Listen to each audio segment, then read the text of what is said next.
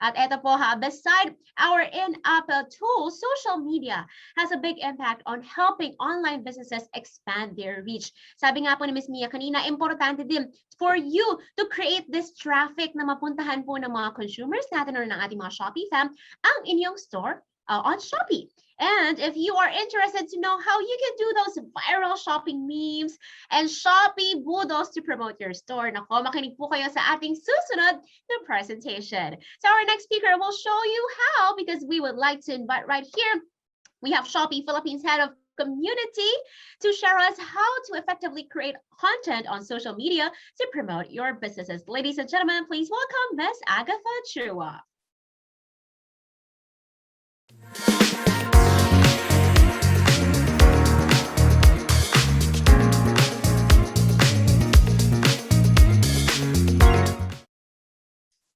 Thank you for that wonderful introduction, MG. Hello, magandang umaga sa ating mga Shopee fam.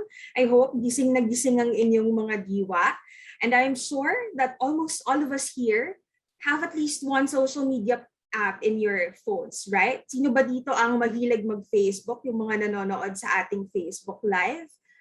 Mga nasa TikTok, yan. Sigurado na somehow na-occupy tayong lahat ngayong pandemic, no? Sa pagbabrowse on social media to kill time, to connect with people, and even sell, diba? Ngayong pandemic, talaga maraming kababayan natin ang humanap ng iba't ibang paraan para kumita at isa na nga dyan ng online selling.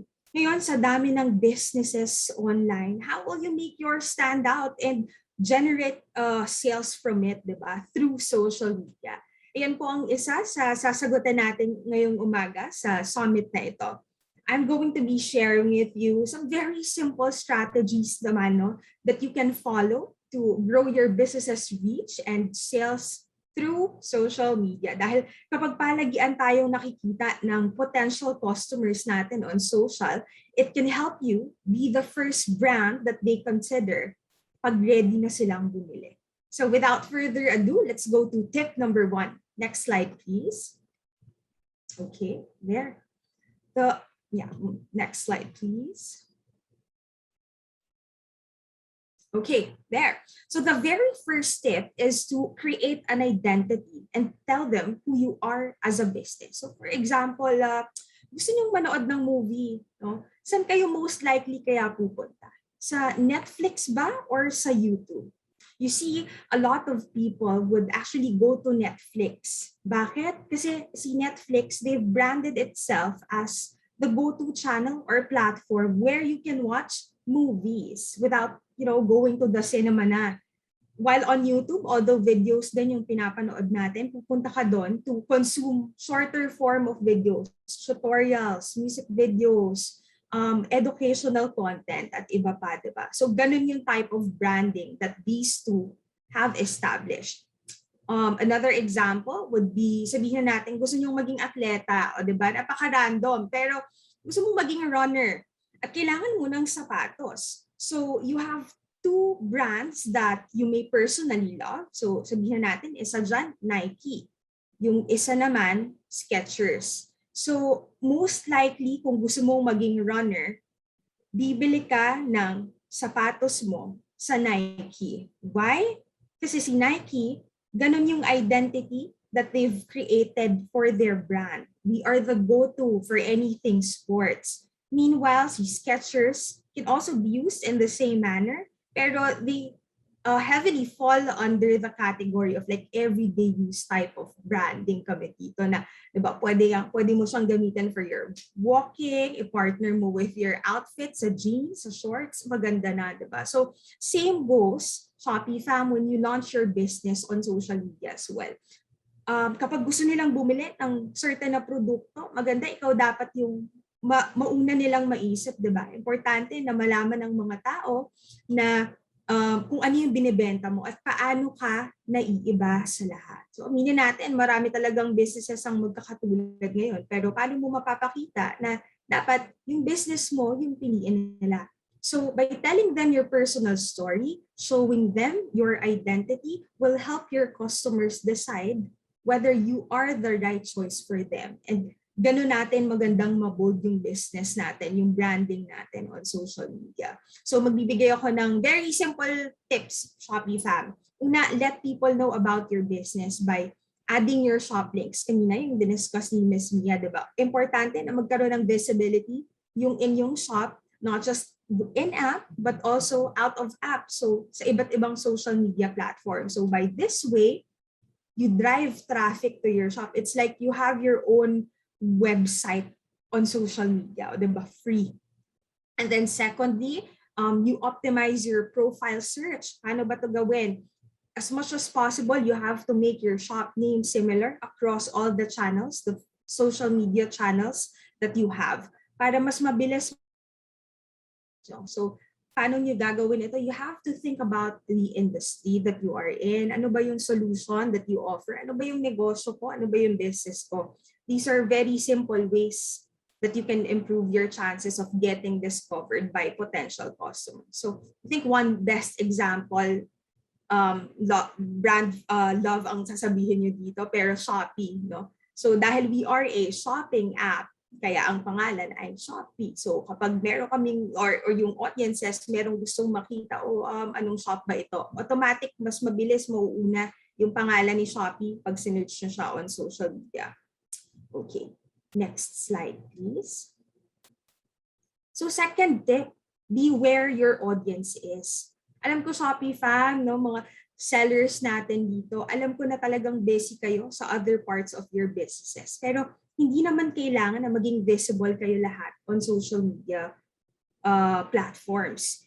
Maaring wala kayong same team, kaya namin dito sa Shopee that could manage a lot of the social media sites that we have, no? But it's important that you create quality content on couple of key channels lang than it is to have all presence sa lahat ng platforms on every single network. So, saan kayo magsisimula? First, you need to know where your potential customers are hanging out and show up there. Nasaan ba sila? Are they on Facebook? Are they on Instagram? Are they on TikTok? Next slide, please. So ano-ano ba? Typically yung mga tao sa Facebook, nandito yung mga older generations, ang ating mga mommies, daddies, titos, titas, lolo. Kadalasan sila yung magsasabi ng HM po, available pa ba? Diba? Even the lolos and lolas ngayong rise of the pandemic, natuto na sila and lagi kong nakikita ang aking mga kamag-anakan, no, sa Facebook. On Instagram naman, it appeals to younger generations, which are most likely mga kababaihan ito, mga female millennials to Gen Z. Sila talaga yung merong inaalaga ang feed, or like as they call it, certain aesthetic. Okay. And then next, we have Twitter. Ito naman, go-to platform to for sharing breaking news or like showcasing your brand's personality.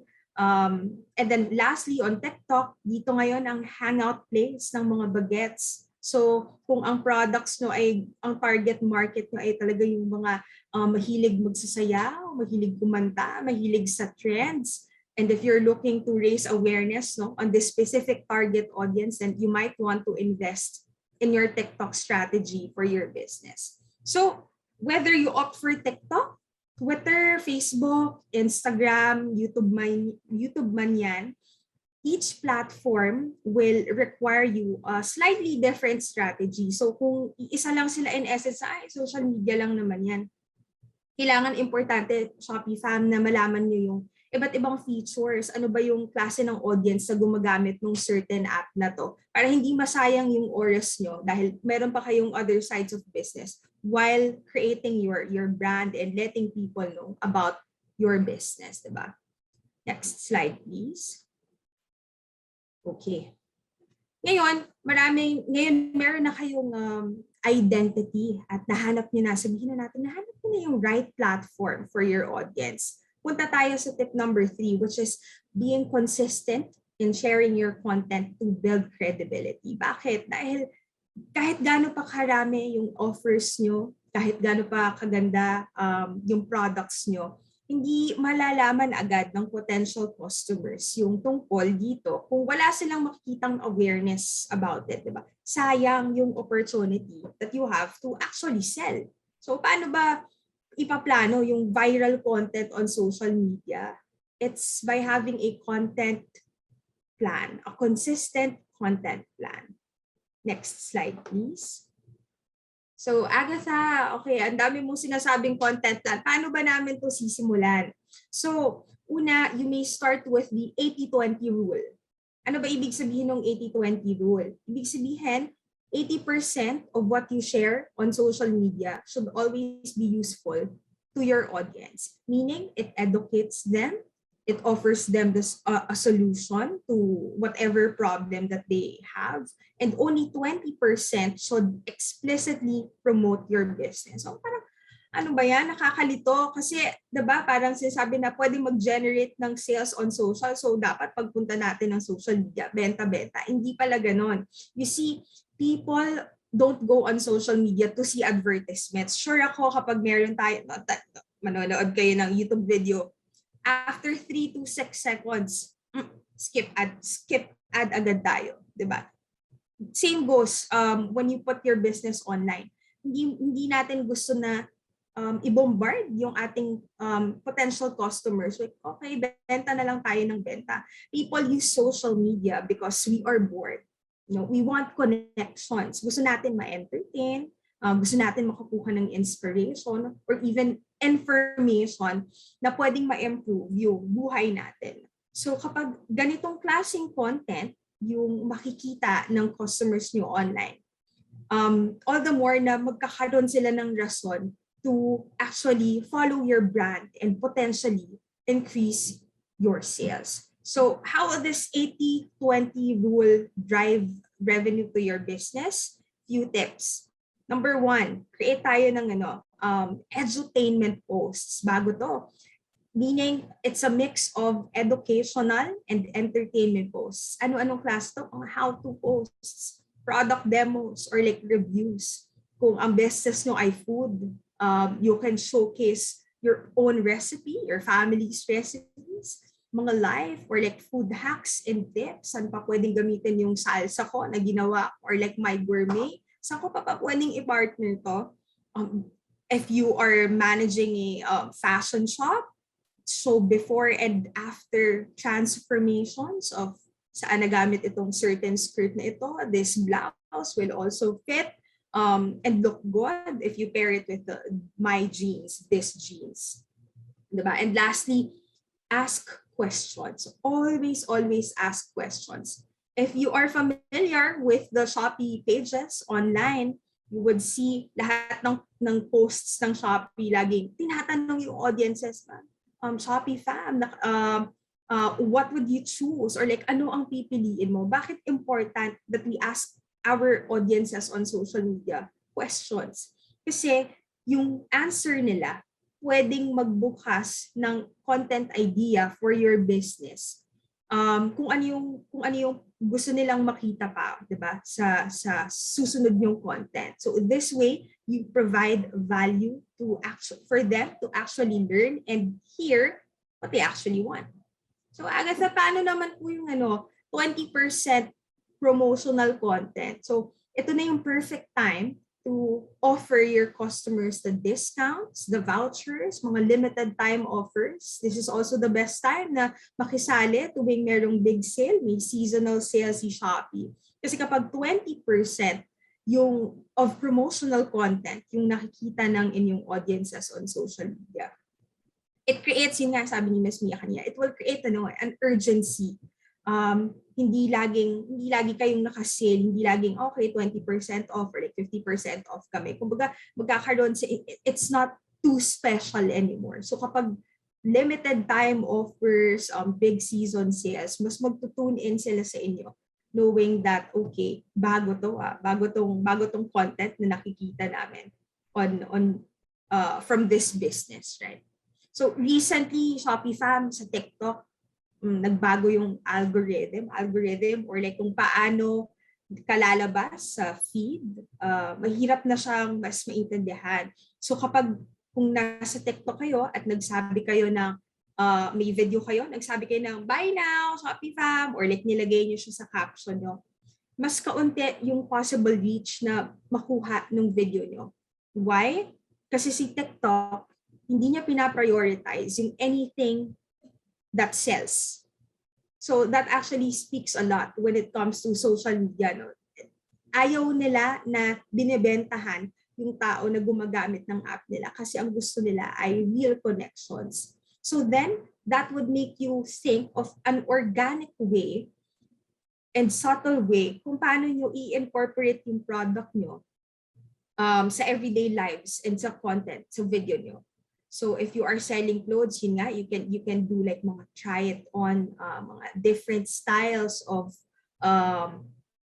fashion tips, fashion hacks. These elements in your content, by using the power of sound, the power of the eyes, and even the power of cute, will get more people to watch and engage with your content, leading to leads, leading to eventually sales.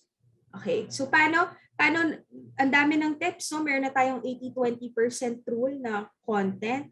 Paano nyo siya sisimulan? You have to plan all these out by creating a content calendar. So ano ba content calendar? Ito yung you can treat it as a usual and a typical calendar where you can plot dun sa certain days na magpo-post na kayo ng content. Gano'n ba kadalas sa isang buwan dapat mag-post ng content? Diba? For people to see your business online. And when you already have your calendar, ready na kayo to publish your content, you want to have the full confidence that it's reaching the right people at the right time. So one way to ensure that is by finding the best time to post your content. Meaning, kailan ba active yung audiences ko? Kailan ba na online yung mga taong gusto kong bumili ng food ko? So, interestingly, on social media, yung mga tao, pag madaling araw na or late gabi na, nag-aano sila, nag-midnight snack pa sila. So, ang lalabas sa karaniwang feed on social media, mga ASMR, mga ng pagkain. So, that is an interesting strategy for those of you, Shopee fam, na kayang, or nagbebenta kayo ng food, no? You find the best time for your audiences to actually reach you. So, paano nyo siya makikita? Yung social media apps natin, meron na yan kasama. If you are running a business page, meron siyang kasamang analytics tool that you can see anong time active yung inyong audiences. Next slide, please. And in addition to providing helpful content to your audience, importante na you keep them engaged para yung relationship nyo is stronger in the long run, diba? So they will continue to be loyal to your brand. And this is my fourth tip sa inyong lahat, Shopee fam. Build an engaged community and listen to them. Next slide, please. So bakit ba mahalaga? Okay. Bakit ba mahalaga that you build community? Kasi without your community, walang mag-engage sa inyo and hindi nyo matatap yung tamang audiences. So in every marketing plan that we do, we always look at the comments, we always look at the people. Anong klaseng mga comments ba yung nakikita natin? Gusto nila ng vouchers, gusto nila ng premyo, ng mga pa-prize, diba? That gives us an insight every single strategy that we do on social media para mas ma-engage, mas matap yung target market natin. So how do we do this, no? First, you can do to post and share the posts and tags about your product on social media. Actually, yung mga reviews on your shop in-app, pwede nyo siyang i-compile or like sa simpleng template, makikita na, okay, ito yung mga reviews, nakakuha kami ng 5 stars, diba? Ang tawag dito, Shopee fam, ay user-generated content or UGC. So kapag maraming nakikitang reviews, diba, pag sa shop nyo, maraming reviews, dali-dali o mga tao, check out agad yan. Kasi kita nila credible kayo. So same goes when you put your business on social media, maganda meron silang makitang testimonials about how good your product is, diba? And ang good news pa dito, kapag sinishare nyo yung content ng tao na bumili sa inyo and natag na nila kayo, this opens to a new avenue for new customers, aka your potential new visitors, diba? And then second, create and utilize hashtags. Alam ko, karamihan sa atin yung alam pa dati sa mga hashtags. So, maglalagay ka ng 30 na hashtags sa isang post. Hindi naman kailangan ganun kadami, Shopee fam. We use the hashtag with the intent to discover content. So, yung tamang hashtags para sa inyo, pag nakita ng audience nyo yon, if they haven't connected with you before, it will lead to a connection agad. So kung meron kayong shop on Shopee, meron kaming mga features na ginagawa on our social media. We have the hashtags, hashtag Shopee Budol, hashtag Shopee Finds. Meron na din kaming seller highlight on our social. So you can follow us and check the hashtags para kapag nakita yon ng audience namin and then they click on the hashtag, potentially mag-a-appear yung inyong business on social media. And then, reply to comments, to DMs, diba? Importante na nalalaman natin. Crucial to when you engage with your audiences on social media. Kasi, kumbaga trust nila yung kailangan nating makuha, diba? And when you have people who actually trust you, who believe in what you're saying, then that's when you will begin to see a greater ROI or return on investment. So you have to make sure that you spend enough time responding, engaging, answering questions from your followers across all the social media platforms na available kayo. And lastly, remember to create great content on social media. You've got to remember the social part. Ano ba ibig sabihin nun? You have to make your customers feel na seen sila, napapakinggan sila so that you build stronger relationship dahil mas gusto nila kapag human yung treatment sa kanila instead of like, we're a shop, we are selling you this, you have to buy this. So there, these are just very simple steps for you, Shopee fam, that you can use if you decide to create your brand visibility on social media. These tips mainly involve winning the trust of your audiences, taking advantage of the trends, and of course, engaging and creating enticing and compelling content to your potential customers without focusing solely on sales. Thank you so much. I hope meron natutunan. And yes, please follow our social media accounts. We feature a lot of sellers starting this quarter. So hopefully makita namin and ma-feature namin ang inyong mga shops. Magandang umaga!